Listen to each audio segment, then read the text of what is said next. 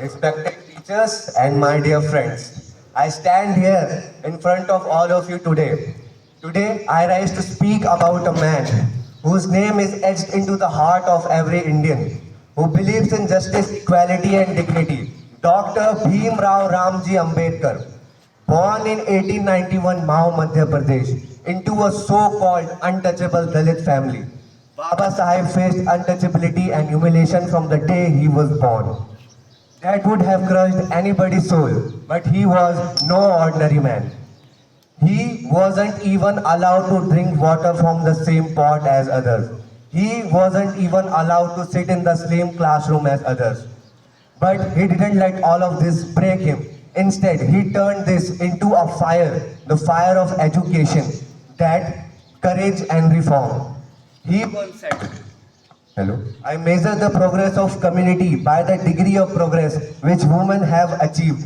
And by that measures, he stood leagues ahead of his time, fighting for women's right, women's education and labor's right, and education for all. But this was not even one of his greatest contributions. He was the chief architect of building Indian Constitution, also known as the father of our Indian Constitution. He envisioned a nation built on liberty, equality, dignity, and fraternity. A nation where no one is judged based upon caste, creed, gender, sex, or color.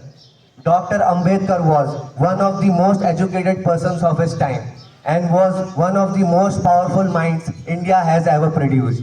He studied hard from the dusty street of Mao to the great halls of Columbia University and the London School of Economics. But it did not stop there. Baba Sahib was proficient in remarkable 64 subjects and also had mostly mastery over 9 languages.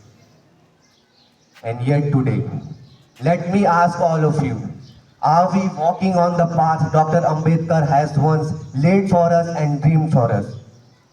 The answer is very painful. We see growing hatred between communities. Hindu-Muslim tensions are being fueled for political gains. Caste discrimination still thrives in new forms. The values of equality and brotherhood are being forgotten.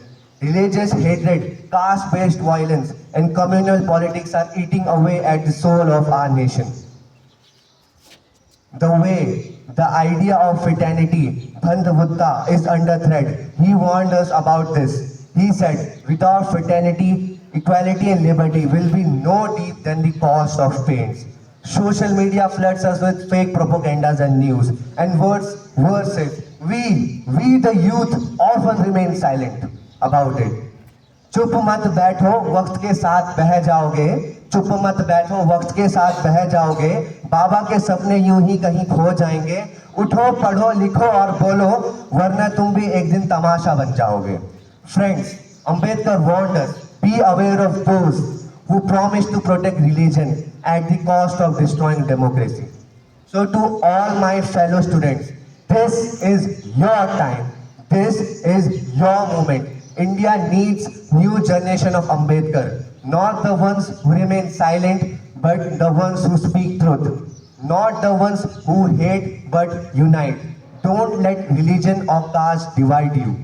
Don't get swayed by fake news or propaganda. Instead, use your education not just for a merit degree, but use for it justice. Use your voice not for the noise, but for the change.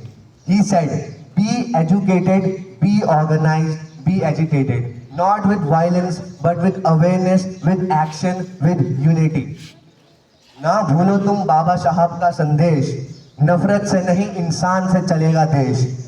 तुम हो नए कल के उस्ताद की, तुम हो नए कल के उस्ताद, तुम उठाओ सच का परचम, बदलो अपना आज, बदलो अपना आज. In the end, remember this, statues can be built, slogans can be shouted, but unless we live his idols, we failed him, we failed him. So let's not remember Dr. Ambedkar today, let's become his voice, fight for equality, for peace and for a better tomorrow. जब तक भीम का सपना पूरा नहीं होता, तब तक संघर्ष यूं ही जारी रहेगा. So with this, I, Dhruv Tamang, would like to end my speech here. Thank you for listening to my speech today. Jai Bhim, Jai Bharat.